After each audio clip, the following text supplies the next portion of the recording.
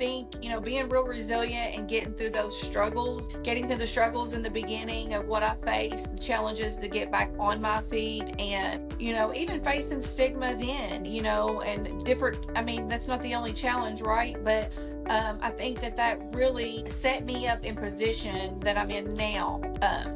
We faced other challenges recently, like I've told staff or, my kids or whoever it might be, right? Like, no matter the obstacle, we're going to get through it, right? And we're going to face it. We're going to walk through it and we're going to get through it. And that's what I do every day, being a mom of 5 and running a business and going to school full time and, doing all the things that I do. It's definitely played a huge part of my success and learning to work through those obstacles, juggling when I juggle. And I remember, the small things that felt big to me back then, right? And now I face a lot more challenges today than I did then. What was big then doesn't amount to what is now, right? Welcome to today's podcast episode.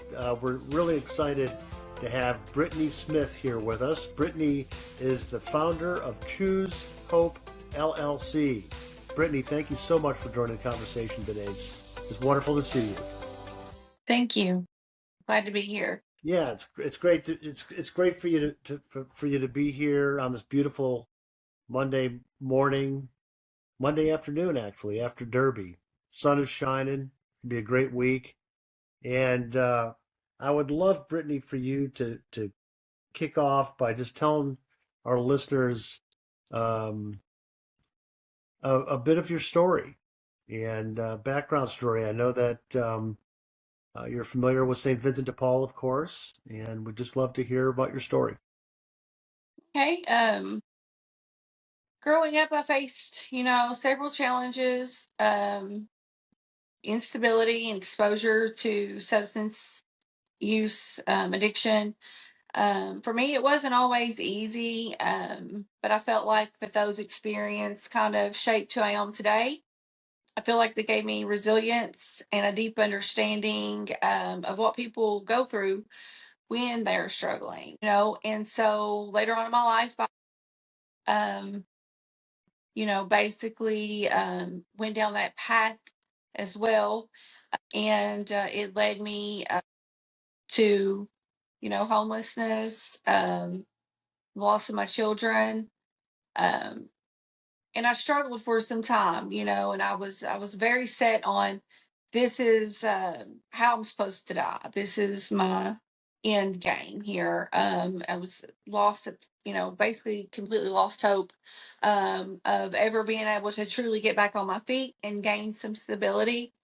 Once I, got to that point, it was pretty apparent that this is where, the God of my understanding wanted me to be, and wanted me to do. Things started falling into place, and, I've started helping people like me. And basically, yeah, slowly through time, like just the pieces all came together, and it was very apparent that I was definitely in the direction that I needed to be in. Not always the easiest field, but yeah. So, and I gained custody of my children. Got on my feet. Went through programs. And then St. Vincent de Paul came. Like, I'm not saying this because of we're on this podcast right now, but I'm truly, it was a hand up, not a handout. Like in a difficult situation, even as for women, it's harder. We don't make as much money as men does, so for me, I've seen a lot of women in my situation that basically, struggled to get on their feet, due to, us not making as much money and the things, um, that men typically do. They basically had to, a lot of them I seen, like, getting a relationship to incomes was a lot easier, and even being a part of St. Vincent de Paul, gave me the ability to do it on my own, Um, and it gave me that stability to reach several goals. And I'm forever grateful. Like, I truly mean that. Yeah. um, How did you find St. Vincent de Paul? What was the journey to finding your way in? How did you hear about St. Vincent de Paul, or how did you get connected? I got connected through it was called Salvation Army. There was a lady up there. I can't remember her name. Oh, she was so great though. Me and my son, I had gotten him back unexpectedly, one of my kids, and I was in a program, and it just really wasn't like the structure of the program wasn't shaped for children at all. But it was like sporadically they had called and was like, "Oh, you need to get your kid."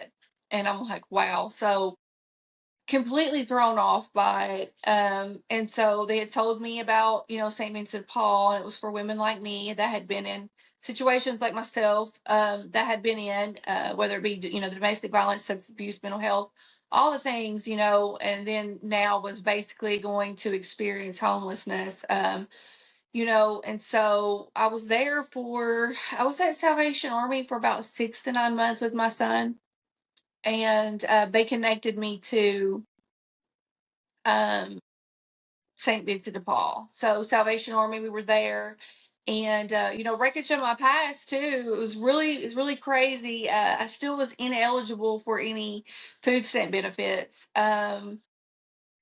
For some things that I'd done, and so it took me a while to pay those back, and I think they had suspended them for like a year.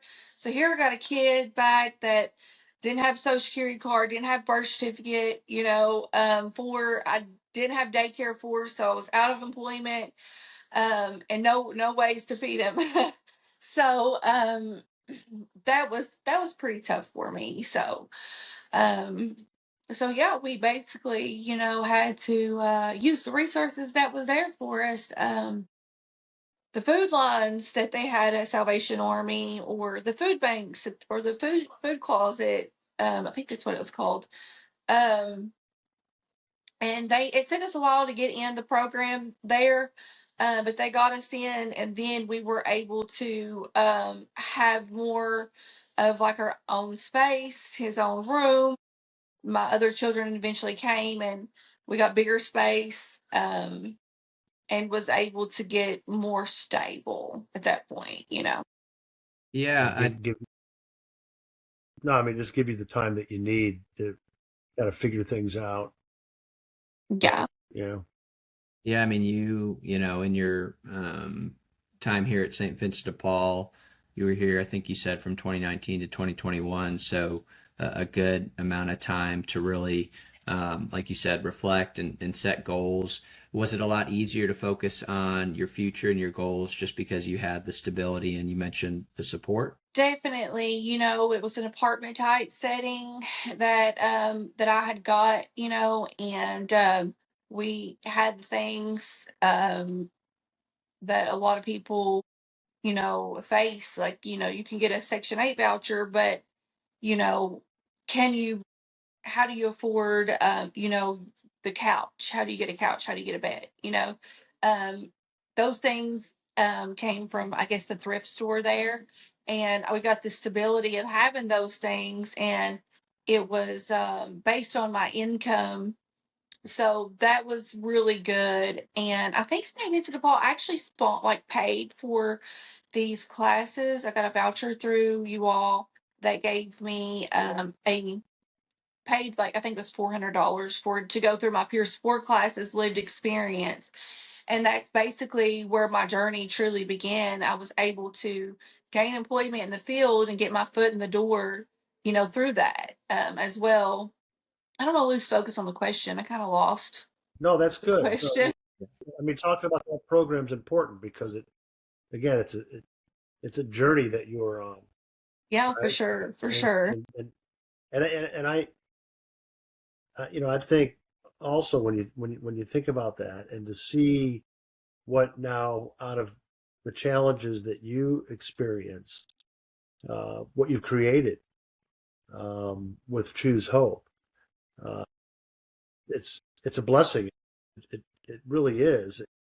I would love for you to share about what Choose Hope does, and why you. I mean, what was the impetus to start something like that? And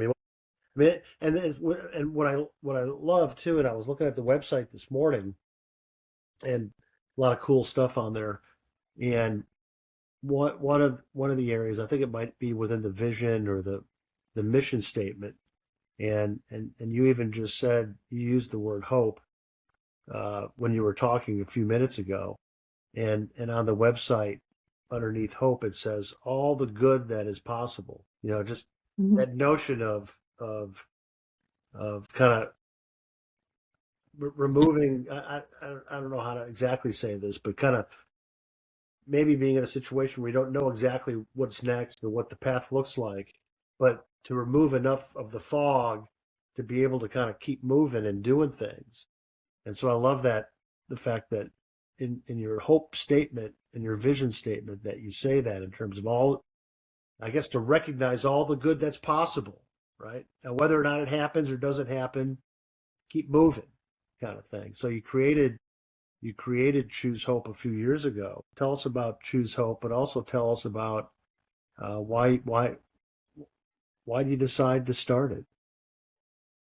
Um, I I started Choose Hope because I know what it feels like to struggle, and not have a whole lot of support. I see people that comes into the program that will have some family support, will have friend support, will have church support. I had burnt a lot of bridges, right, and I had, coming from a family with mental illness, substance abuse issues, but I lost both of my parents to alcoholism or substance abuse. Um, and my whole family, basically, that's what they done. Very few of us, made it out of that. So if it wasn't for places like Choose Hope or like St. Vincent de Paul that can create some structure, right? And that was my main goal, is to be able to more cater to the people that really just didn't have anybody, and even today, when we have family day at Choose Hope, I'm like, if you don't have family showing up today, know that, like, I showed up for you. We showed up for you. We're your family. We're here to support you. Because not everybody has that. So I wanted people to feel supported, and to be provided with some resources that I felt like was missing in the world, or pieces that was missing through my lived experience. So everything I kind of put in the basket together of different places or different things that I experienced that I felt like worked for me or might work for others, or what didn't, I took it away, and what didn't work for me, I took away, and put it all into one basket. And we're working on different levels of care. We have the sober living portion. We have working on a 3.1, 3.5 level of care. It's more of like the detox level. So we'll have all the different levels of care so people can come to us and go through the program, and completely transition back into society, is the goal. Um, and yeah, so that's basically, to restore hope, to restore self-worth in people that feel like there isn't any hope left. So there's on the website it mentions something about stay tuned for inpatient. Yes, that's what I was Yeah. that's her lingo for 3135. Okay. Okay. Yeah. That's wonderful. Yeah, for sure. That's a big step. I It's mean, huge. It's huge. We recently had a nurse practitioner come on, so we're slowly working our way up there. So, right now we get people that's already completed that phase. So now we'll get people that can come to us for that phase and go through all the phases with us. So yeah, I mean, we're working with the architect now. We're working with the city. We're trying to see what, they want, what works for, the building, and all the things. So that's a little challenging. It's, I guess, probably the biggest challenge that it's been. I know that we originally tried to open up that level of care in the Shively area, it's been about a year and a half ago. It didn't work out, I don't know if I should say this or not, but the mayor of Shively mainly didn't want us there. She didn't want people with substance abuse and mental health, in her area. And it's very unfortunate because those people are already there. So there's still a lot of stigma on the homeless population. Even, substance abuse, mental illness, people with disability, period, people with individuals suffering from homelessness.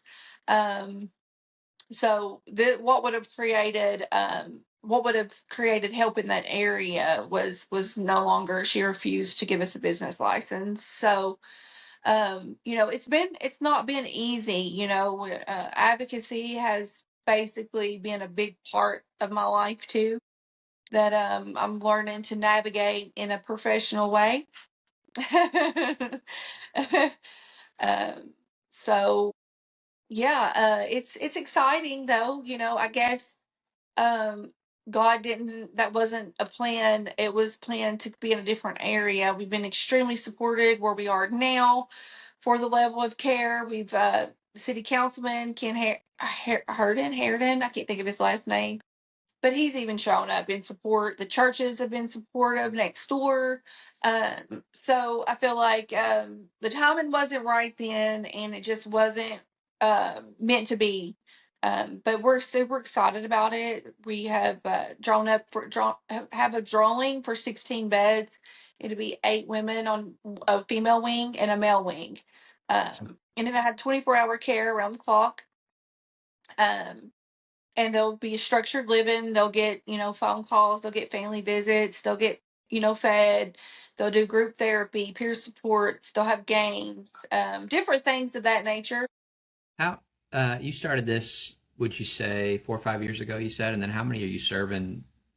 Weekly, and then how big is your staff? Because this thing sounds like it's really grown over the last 4 or 5 years.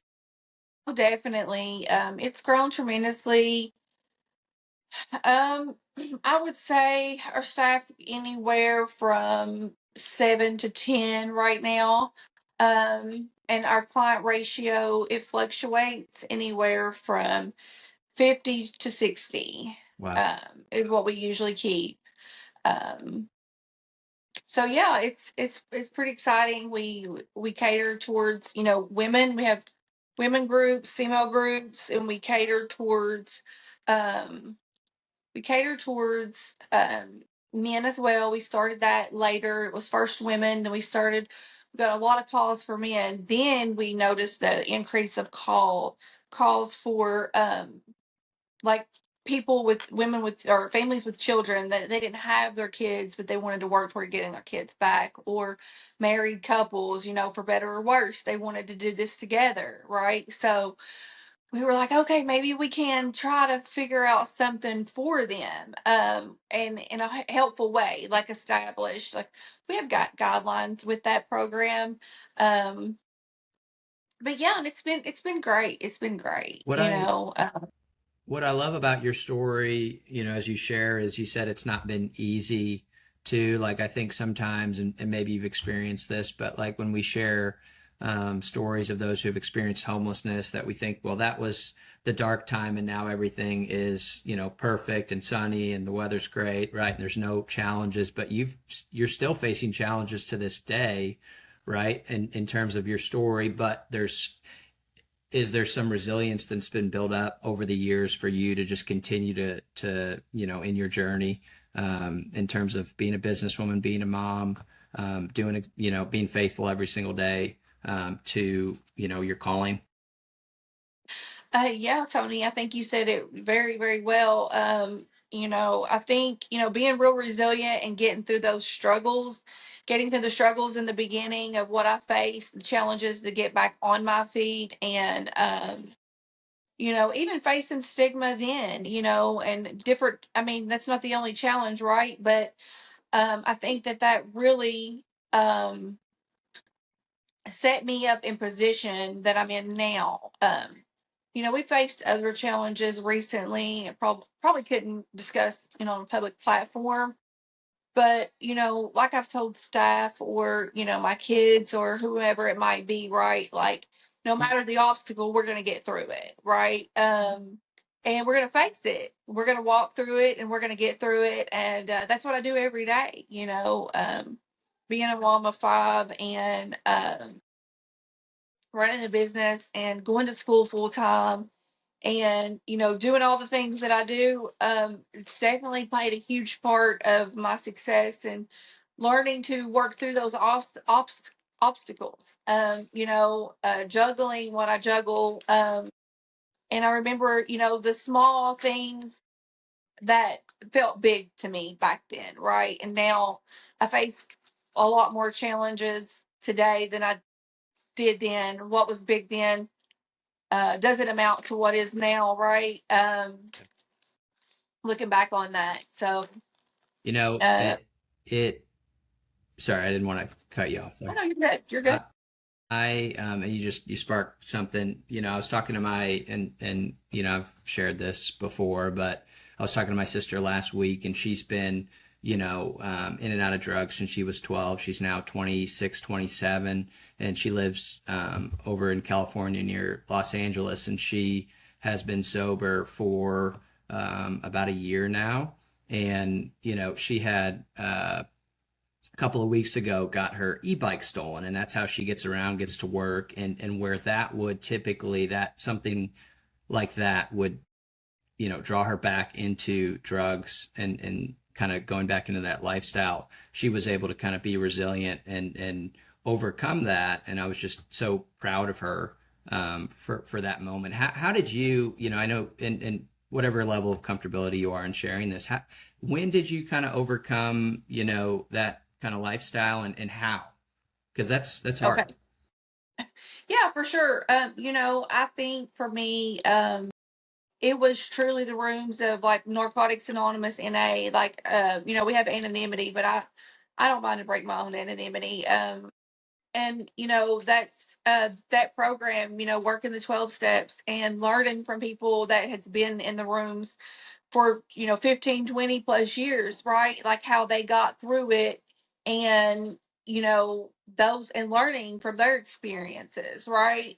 And getting the tools and learning that like the little things can't ruin your day. Like you have to still get up, make your bed, like start with small goals, like making your bed, completing that, and just taking a shower, practicing good hygiene, like doing the things that everybody does already, right? That we have forgotten how to do because of the way we have been living, right? So it started out like that, and it started out like learning from those people to get through the small things and not let it ruin your day. And like we don't have to use no matter what, right? The drug's just a symptom, right? And so learning that those things and learning the tools that came into place, right? And really learning from those people and their experiences and showing up, and like I just stayed in meetings all the time. And I don't get to attend like I used to, but really that truly is what gave me my foundation. Like those people love me back to life. What, how can folks help you with this organization? Is there volunteer opportunities for folks to come in? I mean, like Tony said, staff continues to grow. Now you're going to have an inpatient facility. Doors closed some places, doors open other places. One of the things that I learned when I was at St. Vincent de Paul was that, the ends never meet, and you never actually see everything that you need to see. There's always uncertainty. So it's a tough business. And I know at St. Vincent de Paul, without the volunteers and people coming in and helping, it would really be hard to run the place. Do you see that growing for you all, where there'll be opportunities for? Yes, absolutely. I think, maybe volunteering for preparing meals, volunteer for like family support day or like art therapy day. Something in that sort is going to be tremendous. We have a couple of places that they haven't really been active lately with our females, but they would come in and do activities with them as well. So those kind of things would always be beneficial. Um, in we like to do during Christmas. We have Santa Claus and the Grinch outfit, so we usually need volunteers to wear those. You're And not wearing sometimes those? I don't. Typically, I don't feel like they're my size. Thank God. You'd be a good Grinch. Oh boy. I would. I Tony, would. The no, Grinch was a fun Tony could be costume. nice. We'll let Brittany do that one. Tony could. Yeah, Tony would be great for Yeah. the Grinch. Yeah. No, I'm messing with him. So yeah, there's definitely plenty opportunity there, in place for residential or for growing or even for today. We love for people to come in and give their story or come in and, give resources and talk about like what other places have to offer. Our clients always like to see an outside face or organization just, saying, hey, like we care, we're here, we have this resource. Always connecting them to ways to get connected to resources for IDs.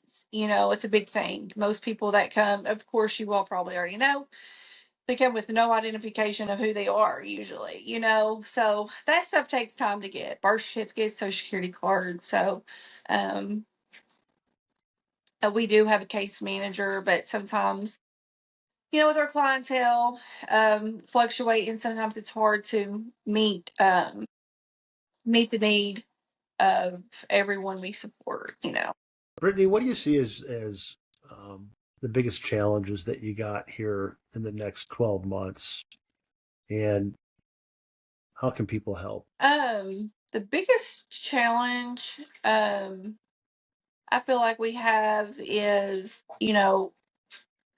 that's a good question, but I think like to help would just be, supportive. Are you are you asking for um outside people or Well, just you're doing general? you're doing hard work, and Okay. it's hard, right? What you're doing, and anytime we kind of delve in and get out there, and we're just trying to provide hope for people, and you're providing services to folks that you've experienced in your own life, the challenges and all that. And so it's not easy to run an organization. A lot of folks don't realize how hard it is to be out there running a business. It's a startup. There's new relationships. The ends never meet. You wonder where that next dollar is going to come from to support you and all that kind of stuff. And so you're doing something that is so needed in the community. And it truly is God's work. I mean, you're saving people's lives and giving hope to those that may not have much hope. And so, what is that biggest challenge that you got coming? Is it starting up this new inpatient facility and operation? Is it just trying to make the ends meet? I mean, what do you? I guess what what?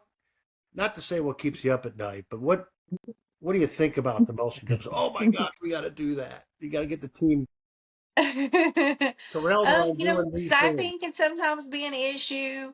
I think it's hard to find good staff Yeah, nowadays. yeah, Um, yep. we're always looking to, hire as far as licensed clinical staff or, CSW, certified social workers. Case management, we're always looking for people to, volunteer to, help with those things too. Either or.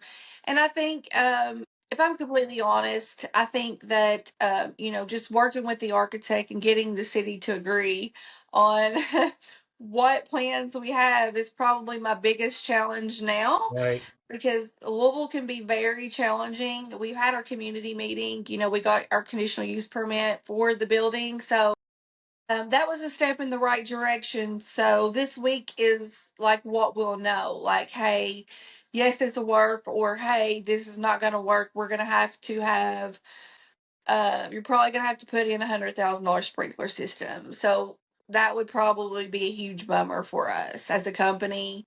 Um, what we have is great. It's going to be, it's still code supported, but sometimes, Louisville can expect other things regardless of what you have set up, without getting too technical in it. Yeah. So, as you know, architects aren't cheap, and we are small. So, but hopefully everything pans out, because this is what, this has always been my end goal. This is what I've always felt like we needed to establish, you know.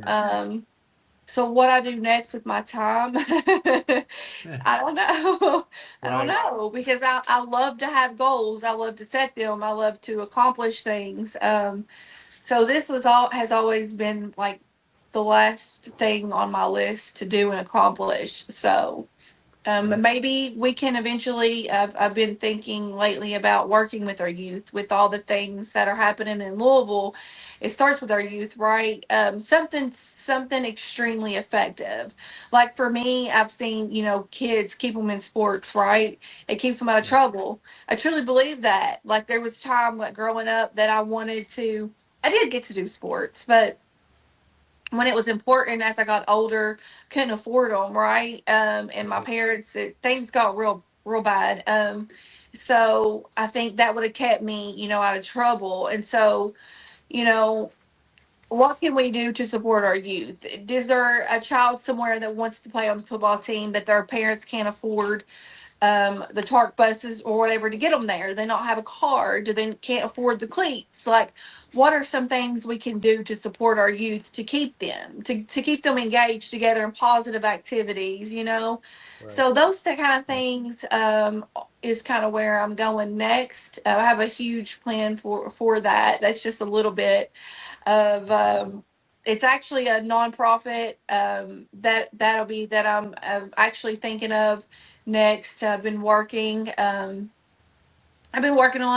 I've got some really cool things. I got a friend, her son plays for the 49ers. And she was in active addiction, and he's not like a superstar there, but he does play for the 49ers, right? Yeah, And yeah. so we've got some really cool ideals for it, like, eventually when it comes in the works, like maybe we're like, maybe he could come in. I think he's in California, and like talk to the kids, give his story, sign autographs, do things like that. Have like a basketball camp, a football camp for the kids, different things like that. So we've really been working on something for our youth That's next. great. That's right. Well, you guys have been doing amazing work at Choose Hope, and sounds like you're continuing to grow and think of creative ways to reach the community. And again, it's based on your story, and like you said from the get-go, is that you have built, empathy and compassion because of your story. I'd love to close with this question, because you'd brought up kids. I mean, you have 5 kids. I think you said ranging from 10 to 18 or so. Talk about the just generational impact of, now, what you had experienced as a kid. Now they don't have to, because you've got stability and you've got support, and you're providing that for them. So just talk about maybe that generational impact. Yeah, for sure. So, as y'all know so far, right? That me liking that support growing up. I'm not saying I didn't never have it. Like there was great church leaders, school leaders that really poured into me. But sometimes it wasn't enough. Needing that parent support. Now I have learned, to learn to do that, right, and learn to do that with my kids. And now I get to instill that in my kids. I get to instill that in my business and teach parents that are here and pass that down. The generational stuff. That was passed down to me, I can leave behind and now instill that positive stuff, because it, initially started my mother's mother and their parents. Like, that's the way of life, right? So now I get to break that cycle and pass it on to my kids. My kids get to pass it to their kids, right? And have that support, and I think St. Vincent de Paul played a huge role in that stability, giving me that stability to be able to provide that to my children, and work with the case manager and just learning a new way, like a new way to live, and a new way to provide care, in different directions, whether it be, through y'all also provided, counseling services. They had the kid program that allowed me to work late hours, and help them with homework.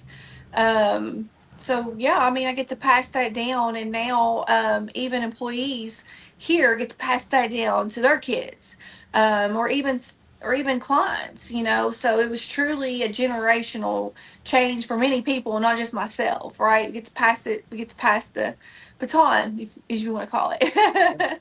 Absolutely.